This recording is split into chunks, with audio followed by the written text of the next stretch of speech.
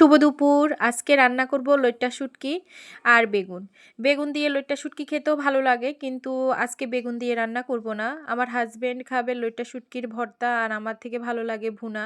তো আমি আমার জন্য আগেই ভুনাটা করে নিয়েছি। পেঁয়াজ, রসুন বেশি করে দিয়ে, হলুদ, লবণ, মরিচের গুঁড়া দিয়ে লইট্টা শুটকিগুলাকে দিয়ে ভালোভাবে আমি কষিয়ে নিয়েছি। এখন পরিমাণ মতো জল দিয়ে দিয়েছি যেন লইট্টা শুটকিটা ভালোভাবে সিদ্ধ হয়।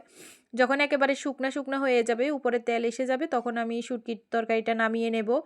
আর রান্না করব বেগুন ভাজি। হলুদ আর লবণ, অল্প করে জিরার গুঁড়া আমি বেগুনের সাথে মাখিয়ে ভাজি করে নিয়েছি। আর লইট্টা শুটকি ভর্তা করব। প্রথমে কাঁচা মরিচ দিয়ে দিয়েছি, পরে লইট্টা শুটকিগুলাকে দিয়ে ভালোভাবে নেড়ে চেড়ে হলুদ আর লবণ দিয়ে পুরো মুচমুচে করে ভাজি করে নিয়েছি, যেন আমি ছেঁচুনি দিয়ে ভর্তা করব, শিলপাটায় না। তারপরে দিয়ে দিলাম কাঁচা পেঁয়াজ, দিয়ে ভালোভাবে ভর্তাটা করে নিয়েছি।